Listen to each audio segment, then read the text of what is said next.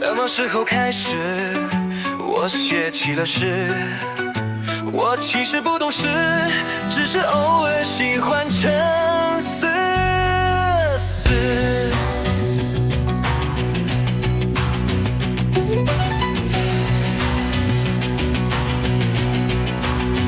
思绪仿佛一颗颗跳动的珍珠，在脑子里不停地跳着舞，悲喜交织的曲子，透露了我不定的心思。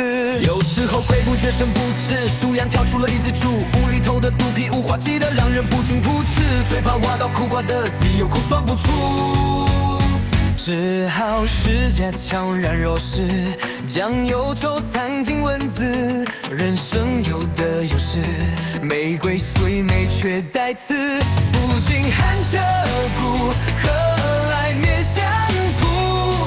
开个完美进出处。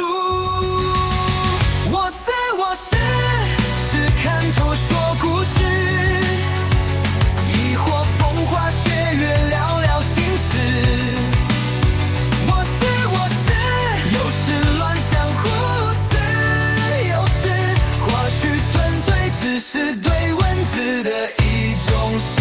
我思我是，人生就如